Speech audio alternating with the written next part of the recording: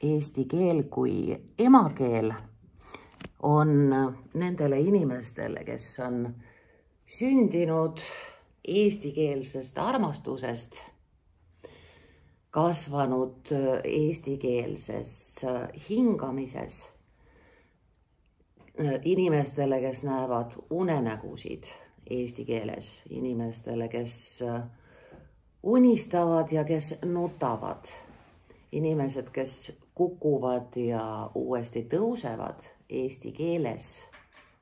Nende jaoks eesti keel koos eranditega, koos kõikvõimaliku arvuka tüvede ja vormide muutumisega, koos mitmetähenduslike sõnadega, mida minul on nüüdseks kogutud 17 lehekülge. See eesti keel siia tulijatele eeldab ühte korralikku õpikut, kõigepealt A1, siis B1 ja siis C1, C2. Eestlasele, kes just kõiki oma asju kaasa arvatud, sündimine ja suremine eesti keeles, pulmad ja matused eesti keeles, see on väärt ühte sellist õpikut. Ise tegin. Selles 41 punktilises nimistus on mul reastatud paari aasta jooksul. Kõigepealt ma panin nad ritta ja siis ma täiendasin, siis ma kohendasin. Siin on Eesti südame tuksutud tüüpilised vead. Niisugused korduvad asjad, mis on meie austatud abiturientide kirjatöödes, mis on professionaalsete ajakirjanike sooritustes, mis on nii alustavate kui küpsete raamatu autorite tekstides. Need ongi niisugused asjad, mis korduvad. Ja ma teile siis kudrutan ette, mida tähele panna täna ja alati. Rohkem nagu siit koolist väljudes ei olegi vaja. Sul ei ole tegelikult ka ülikoolist väljudes raketiteadust vaja ei matemaatikas ega ka eesti keeles, et see sõna tulenes sellest tüvest etümoloogiliselt ja antroposoofiliselt. Oletame, et selle sõna alusega ühildumine, no kuulge, mitte keegi ei mõtle niimoodi, kui ta kirjutab. Niisiis, esimene sõna, mis on nagu mantra meil kõigis õppematerjalides ka oma erinevates vormides, on kui. Jätame meelde, et sõna kui ees on sel juhul koma, kui ta on ajalises tähenduses, kui ta on sõltuvusse panevas tähenduses. Laps räägib siis, koma, kui kana püsib. Võrdluses mina kui nukker õpetaja, kes jälle oma perekonna laiali saadab, on ilma komata kui. Sina kui õpilane, kellel on nüüd ees loodetavasti ülikool, ilma komata see kui. Ja siis konstruktsioon nii kui ka ilma komata. Nii palju siis kuist. Ja et ei korduks see siid, õige lõpu asemel kirjutatud sii, munasi, asjasi, siis palun pea meeles selles mitmuse osastavas on d lõpus. Tobusid, kägusid. Meelde jätmiseks sobib jääaja haisuloom sid. Olgu olla. Kiillause tagumine koma, seda me oleme siin otsinud, leidnud, jälle kaotanud, jälle kogenud, et Murutar ise ka aeg-ajalt oma töö esimeses versioonis ei pane neid tagumisi komasid, aga siis loen uuesti üle, siis ütlen ups, mõnikord võtan ka kodulehelt või sotsiaalmeediast oma asja maha ja parandan ära, ega keegi ei näinud. Ehk siis see tagumine koma on jah salakaval, ta satub ükskõik missuguse sõna ette ja kuivõrd see sõna, mille ette ta satub, võib olla ka ja, ning, ega või nende ette koma ei käi, siis olge valvsad. Ja eriti tark sellistel puhkudel kasutadagi mõttekriipsu, et see päästab päeva. Mõttekriips ei lähe kunagi valesti. 4. punkt. Need on nüüd need tüüpsõnad, mille ees on alati koma. Ehk siis, sest, siis, aga, kuhu, mida, kes, mis, et. Seal on ka kelle, mille. Nii et see on üks kombo sõnu, mille puhul tegelikult, kui sa oma lauset valjusti ütled, kui sa seda lauset häälega sooritad, seda eksamil sa muidugi ei saa teha, aga selles sa tunned, et seal peab olema see koma, sest muidu jooksevad asjad üksteisele selga. Siis, kui sul on 15-aastane, kui sul on 57 korruseline, siis sa igal juhul numbri järel paned sidekriipsu palun, punkt on ainult järgarvu jaoks. Täna on meil, ütlen kohe, 3. ehk siis 3 punkt ja see on ainus koht, kuhu see punkt sul käib. Järgarv. Muidu kas ei ole midagi või on sidekriips. Nii on. Ei ole. See läks natuke üks rida jälle vahelt ära. Tootlikkus, süsinikku. Ka need inimesed, kes kirjutavad hästi puhtalt ja õigesti, kobatavad selle K teema otsa. Nagu te näete, see näidis tootlikkus on nimetavas käändes ja kohe, kui sa kirjutad ühe K-ga tootlikkus, siis ta on sees ütlev kääne. Siis sõna süsinik mängib sama K-tähe mängu niiviisi, et kui sul on süsinikku 2 K-ga, siis see vastab küsimusele mida. Ehk siis ta on osastav kääne ja süsiniku 1 K-ga on omastav kääne, mis vastab küsimusele mille. Seda 2 K teemat palun jälgi, saab õigesti küll.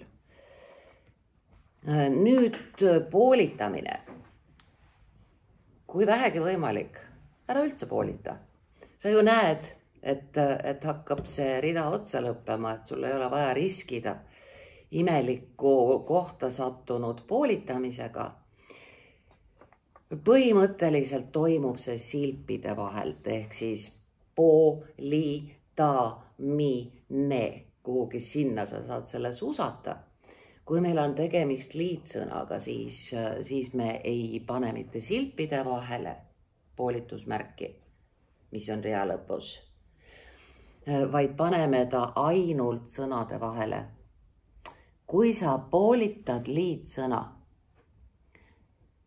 olgu ta siis näiteks koera armastus, see on siis liitsõna, sa poolitad kindlalt koera, poolitusmärk, armastus järgmisel real.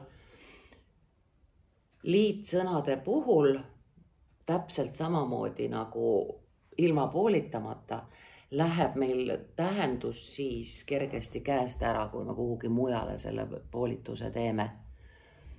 Liitsõnade kokkulahku puhul ju me oleme siin igas õppematerjalis märganud, et kui me jätame kokku kirjutamata, siis tähendus muutub. Väga lihtne näide siis meil hernesupp. Kas ta on nüüd see supiliik või on ta ühele hernele kuuluv supp. Ja lapsepõlv, ta on siis kas eluperiood või ta on noore inimese kehaosa. Nii et see on meil eesti keeles ülitähtis, see kokkukirjutamine. Ja üheski teises keeles nii hull see asi ei ole. Kui sa ükskõik kas inglise või vene keeles jätad lahku, ta ei muuda tähendust. Sa küll näed, et asi on valesti, aga vähemalt ei tule teist tähendust. Aga meil tuleb täiega.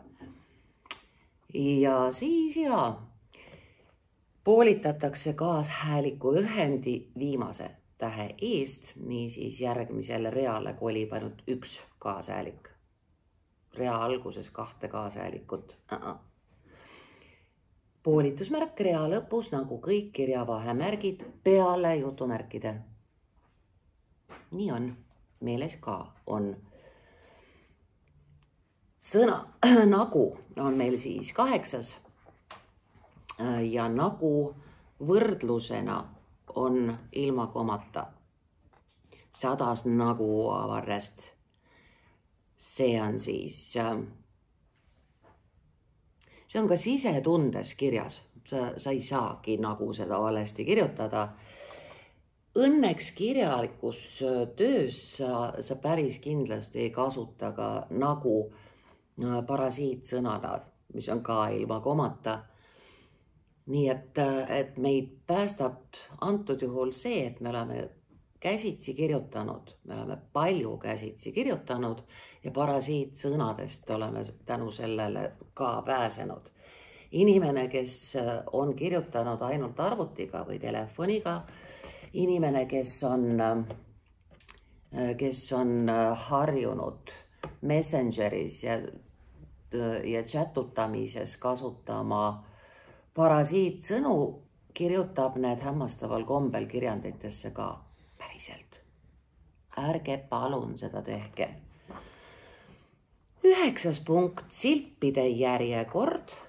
See on siis kellekski, millekski, kellegagi, millenigi, et see kai ei satu mingil juhul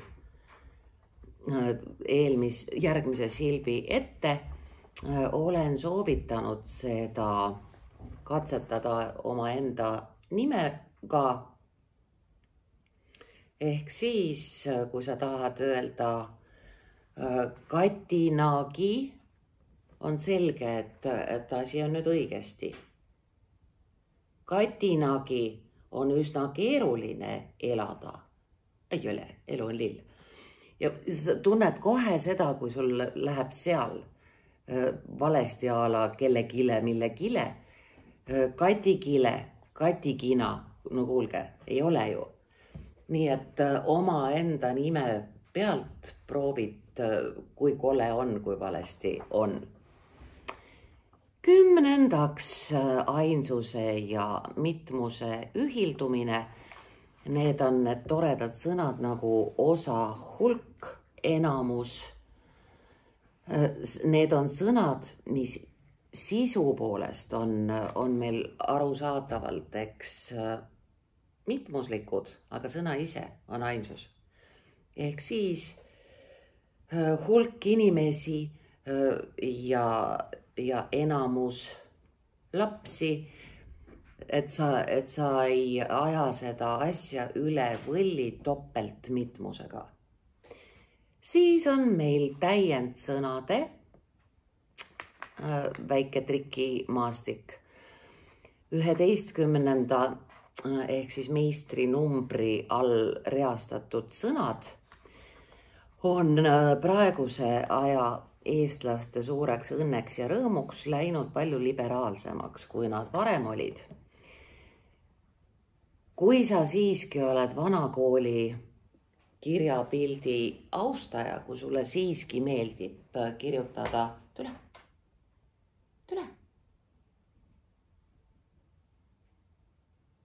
Mis sa vaatad niimoodi? tõstke mind, las ma kiusan sind, palun. Ehk siis need 11. punkti sõnad. Esiteks vastu, tähendabki vastu. Nii et kui sa moodustad lause, kus on see täiendsõna, iseenesest juba see fakt, et meil on armastus millegi vastu, on veider, aga jälgi, et sul asi siiski oleks pigem poolt kui vastu, kui ta emotsionaalselt ei ole mitte vastu. Ma tunnen huvi kõigi asjade vastu, crazy. Tänu. Me väga sageli ju ütleme, et mul olid jalad märjad, tänu sellele sain nohu. Mida sa siin tänad? Selle pärast sain nohu, selle tõttu sain nohu, nii et kui asi on halb, siis ära täna, siis on tõttu, pärast. Tema on süüdi ja me ei täna teda. On läinud ametlikult liberaalseks sõnade valik järgi. Sellest tuleb ka ju teatavasti tegusõna, verb, järgima. Kui sa midagi järgid, siis sa teed seda eeskirjade järgi. Ma teen kõiki asju sinu järgi, sest sa oled minu arvamusliider, lausa suunamudija, sellepärast ma sind järgin. Järel, see tähendab millegi kannul, sabas. Ehk siis pill tuleb pika ilu järel, pika ilu peale. See juures siis sõna järele on kasutuses enamasti juhul, kui me läheme midagi tooma. Ma lähen vee järele. Ma lähen lasteaeda oma lastele järele. Niiviisi on. Samuti siis kombinatsioon eest ja vastu. Tuleb jälgida, kas sa võitled oma õiguste eest või teiste pahategijate vastu. Nii et poolt ja vastu, eest ja vastu ja liigne tänamine unusta ära. Peale ja pärast. Kui sa kasutad teda nii ja naa, so, otseselt väga suur viga ei ole ja punast linnukest paberik serva peale ei saa, aga sa eestlasena ju tajud seda, et peale see on na. Ehk siis see on füüsiliselt laua peale. Peale lõunat ei kõla kuigi täpselt ka sellepärast, et see pärast lõunat osa päevast tuleb pärast seda, kui sa oled lõunasöögi ära söönud, ehk siis peale sööki on väga raske koolis olla, sest uni tuleb peale. Nii et püüa siiski teha vahet, mis asi on füüsiliselt laua peale ja mis asi on pärast lõunat, mis asi on pärast mis iganes ajalist tähendust. Loetelu puhul on ainult viimase sõna lõpus käände lõpp. Sõidan auto, rongi, lennuki ja laevaga. Ei sõida autoga, lennukiga, rongiga, laevaga. Teame küll, aga kirjutades juhtub aeg-ajalt teisiti. Seekord ei juhtu. Siis on meil niisugused toredad asjad, punkt 13, nagu kirjavahemärgid. Sellised asjad lähevad käest ära enamasti siis, kui me trükime. Käsitsi kirjutades me selliseid ämbreid jalga ei sobita. Trükkides pane tähele. praegu oma kirjandeid sa kirjutad küll käsitsi, aga enamasti me ikkagi ju siin harrastame sajandi omaseid vahendeid. Koolon ei ole semikoolon. Kooloni me paneme lausesse siis, kui pärast teda tuleb loetelu. Semikooloni, mille me saame komast shiftiga, me paneme siis, kui sul on õudselt, jubedalt, metsikult, kohutavalt palju liigendatud lause ja sa tahad grupeerida, nii et sa loetled kuivaineid, sa loetled vedelikke ja sa loetled gaasilisi aineid. Et siis on niimoodi, et seal loetelu vahel on sul komad ja gruppide vahel on semikoolonid. Selle jaoks on semikoolon, et loetelude grupid üksteisest eraldada, aga sa ju ei tee oma tekstis niisugust jama endale. Siis mõttekriips ei ole ka sidekriips. Käsitsi kirjutades see visuaalne vahe ei ole kuigi suur. Käsitsi kirjutades on selge, et mõttekriips on vahega, et ta ei ole eelneva sõna ega järgneva sõna seljas. Arvutis paistab paremini see asi välja, et kui sa otse sõna järel või sõna ees paned kriipsukese, mida sulle teeb arvutis seesama klahv, siis ilma tühikuta ta jääbki sidekriipsuks, ehk siis seob omavahel sõnu või siis asendab liitsõna puuduvat sõnaosa või siis lisab numbrile või lühendile käände lõpu. Kui sa paned tühiku, siis arvutis automaatselt venib ta pikaks. Ta teeb seda siis, kui sa paned ka pärast tühiku, siis sul venib see kriipsukene siin. Ja siis lõpeks punkt ja siis ... 3 punkti. Me paneme 3 punkti sellistel puhkudel, kui me jätame tekstist osa saajale võimaluse ise edasi mõelda. Sa võid olla kindel, et riigi poolt palgatud eksamitööde hindaja ei taha edasi mõelda. Ta tahab, et lause lõpus on punkt. Voh. Nii siis, ka mina armastan väga seda 3 punkti teemat, mis võtab teksti lainetama, tõstab ja langetab tunnetuslikult häält, tõstab ja langetab saba ja lippu. Aga kirjandis tee endale teene ja neid ... teemasid väldi. Pärast paneme kõik nii palju punkte ja asju, kui ise tahame. 14. Üles, hellad velled. Üles, keda needus rõhub. Üles ei ole sellist sõna nagu ülesse. Unustage ära. Ülesse, niisugust sõna ei ole üldse olemas, on ainult sõna üles. Siis on tekkinud meile hämmastav sõna kõnekeelde, mida kasutavad väga haritud ilusad inimesed. Korra ütlen, rohkem ei ütle. See on sõna ikkagist. Meil varajasemas eesti keeles on olnud kõnekeeles sõna muidugist. Aga niisugust asja nagu see ikkagist, seda ei ole kunagi olnud ja kust kohast see on tulnud, ei tea. Palun vältige.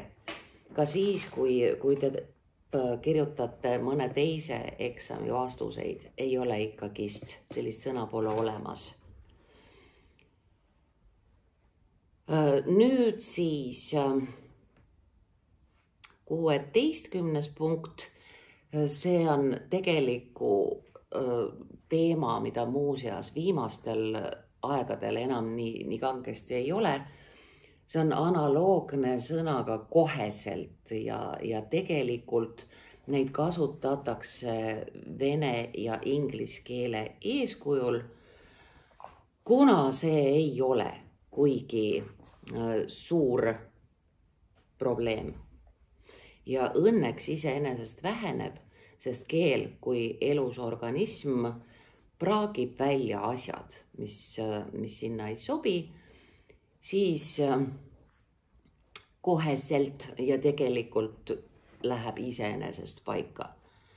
Küll aga oleneb sinust väga tõsiselt, et sa lisamata, tegemata, ütlemata kirjutad alati ühe teega.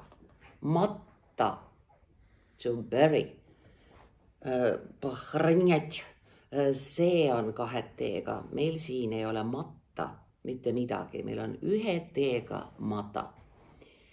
Tiitleid me ei kääna, ehk siis ei ole õpetajaga murutariga, vaid on õpetaja murutariga kuningas Richardile doktor Google'ist.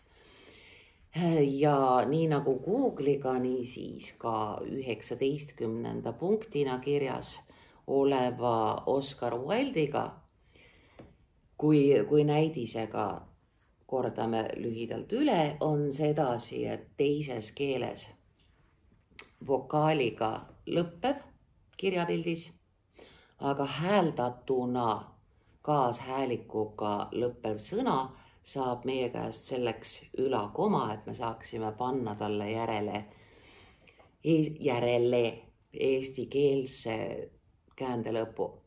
Täpselt nii käib. Proovieksami töödes 2 inimesel oli ülakoma asemel sidekriips, ärge jamage. Sinna käib ülakoma. Enne ja ennem ei ole samad asjad. Enne ehk omen ehk siis ja siis before on ilma emmita. Ennem tähendab pigem. Nii et enne lõunat on pea värske, on ilma emmita ja Koidula teoses vigased pruudid. Ennem hüppan ojasse, kui ennule lähen. Just. See oli nüüd küll õigesti, jah. Siis renessanss, bütsants, marslane. Sa pead ise päris hoolega jälgima, et sul S-ide arv oleks õige. Renessanss, fajants, simps, passiants ongi N-i järel 2 S-i ja kui meil siis sõna marss või kass teiseneb, siis kaob ära 1 S ehk siis marslane, kasslane. Nii on, S kaob ära. 23. punkt on oluline, kui inimene kasutab obstsöönsusi, vulgaarseid sõnu, mis tegelikult on kehaosad ja seotud kas siis viljakuse või seedimisega. Kui ta neid kasutab, siis tehku ta seda õigesti. Milles on asi? Meil sõna perse, kääne muutub. Ja kui sa kindlasti pead kedagi kuhugi saatma või tahad väita, et asi on seal, siis palun kasuta 2 S-i. Sest vaata, kui sa saadad kedagi persse, sa pead sinna kirjutama 2 S-i. Vastasel juhul sa saadad kellegi perse. See ei lähe mitte. 2 S-i ja samuti siis mina kirjeldades, kus mingi olukord asub, kasutan siis ka 2 S-i. Nüüd on täitsa persses 2 S-iga. Seal sa tegelikult võid piirduda ka 1 S-iga, sest mõni inimene paneb rõhu R-ile ehk siis perses.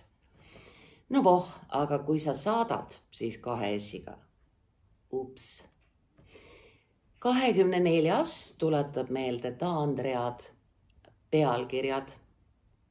Taandread siis just selles mõttes, et kui sa liigendad ja alustad uut rida, et siis jäta sinna see ruum ka.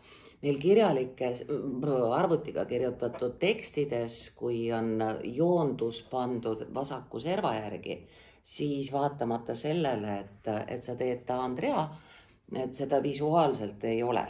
Aga kirjalikult ei ole sa ju arvuti, nii et sina ise saad jätta seda õhuruumi, et ta oleks ilus vaadata ja et hindaja saaks sulle liigenduse ja ülesehituse eest anda maksimumpunktid.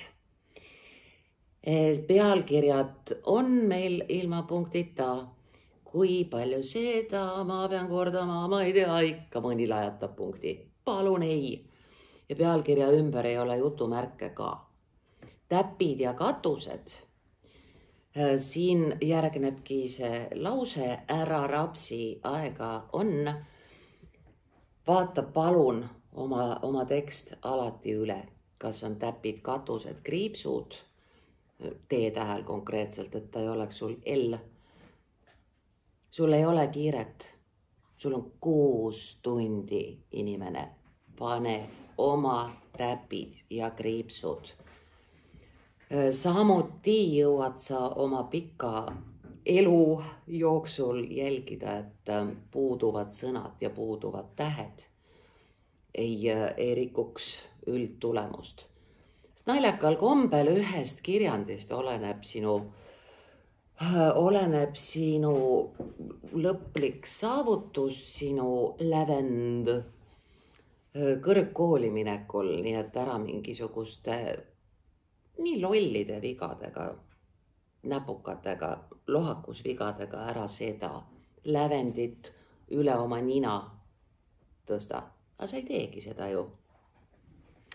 Siis haigused on väikese tähega, ükskõik kas ta on Alzheimer, Asperger, Parkinson, kindlalt väikese tähega.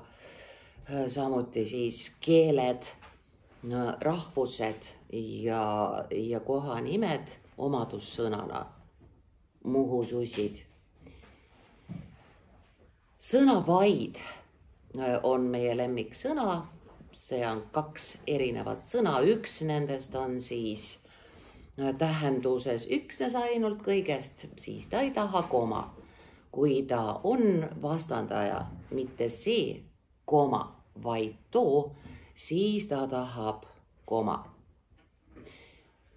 Meil on niisugusi kombinatsioone, mis siis, et ilma, et sellisel puhul sul on selles kombos 1 koma.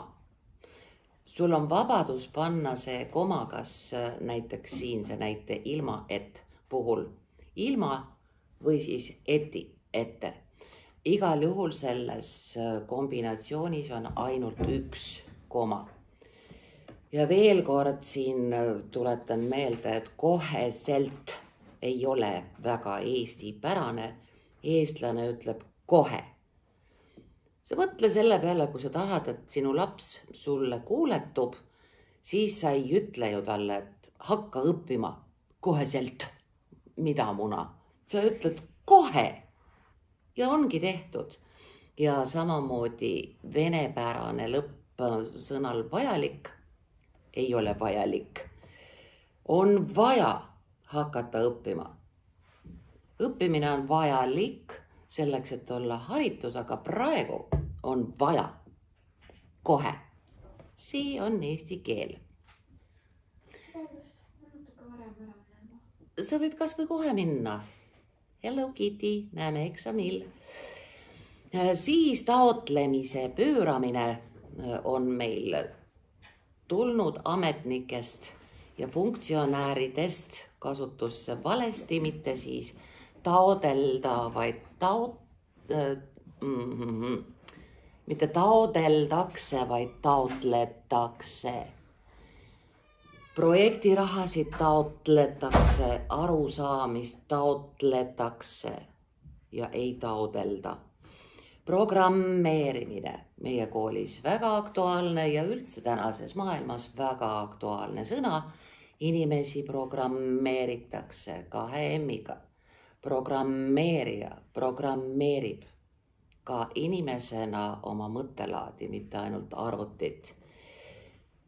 ja ning ega või, potentsiaal seal keskel T, aga seda sa tead niikuinii, ja ning ega või nende ette koma ei käi.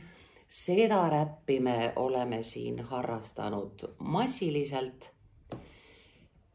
Kui me kordame tekstis väga palju üht ja sama sõna, ütleme näiteks nähtuse fenomeni kohta kogu aeg asi, siis pidev ühe ja sama sõna kordamine viib su punktid alla, nii et leia sünoon. Mitu korda sellel proovieksamil ma võtsin selle õigekeelse sõnaraamatu lahti ja ma mõtlesin, et ma soovin, et mul on sünonüümi. Just, selleks sul ongi eksamil ka see õigekeelsus sõnaraamat, et sünonüümide leidmine, et mitte iga kord öelda asi ja pane ise ka tähele, et sa kordad, on ju. Nähtus, fenomen. Siis tuletasin veel kord meelde, et on väikese tähega eesti asi, eesti keel, eestlane, eestikeelne. Teistes keeltes jah, ei ole nii, aga meil vot on. 36. punkt puudutab meil siis tegija nime, mõnevõrra erandlikus sõnas nagu siis sõna müüma, müüja, sa ei saagi hääldada müüa, niisugust asja pole olemas, aga kirjapildis sa ei pane pange. Mida teha? Müüja ilma jotita. Kes seda teeb? Müüja jotiga. Nii lihtne ongi. Jälgija. Ja need on sõnad nagu kärbsed absoluutselt. Me ei saa neid eesti keeles välja hääldada nii nagu kirjas on. Keegi ei ütle kärbsed ega absoluutselt. Jah, ütleme kärbsed ja absoluutselt, aga me teame õnneks, kuidas kirjutada. Lühitüvi tahab kindlalt liitsõnaks saada, ehk siis esmasünnitaja, esmane, selle lühitüvi esma. Sa ei saagi seda panna üksinda neid lühitüvelisi üksikuid uitajaid eesti keeles hingaja tunneb ära ja ei jäta neid ripakile. Sõnad väga palju, kogu aeg, iga päev, lahku. Igapäevane on koos, iga päev on lahus. Igal aastal, tuleval nädalal, sellel suvel, ära unusta käändelõppe. Sa ei ütle see suvi, ma lähen ülikooli. Sa võid seda sõbrannale salaja öelda, aga ametlikult sa ütled sellel suvel ma astun ülikooli. Liitlauses järgneb täiendav lause vahetult sõnale, mille juurde ta kuulub. See tähendab seda, et kui sul on vaja mõnda sõna lauses teise poolega liitlauses täiendada, siis see juhtub kohe selle sõna järel, sest muidu, ühesõnaga sul on joobes autojuhtimise puhul võimalik saada joobesse ülilihtsalt auto. Just. Miks ma panin 41. Jaa, mina ju teatavasti hingan eesti keeles. 41. punktiks sõna aitäh. Sellepärast loomulikult, et tänan teid koostöö eest, tänan teid ühiselt veedetud aastate eest, aga aitäh on ühe haaga. Nagu ka säh sulle, kah mul asi, voh, nad kõik, kaasa arvatud oh ja ah, matkal on ühe hashiga. Tulgu sinu senise elu kauneim kevad, kindlalt tulevad senise elu parimad saavutused, las nende nimi olla eksam. See on tegelikult lihtsalt üks oma mõtete kirjutamine eesti keeles. Meid on nii vähe, aga me oleme nii ägedad.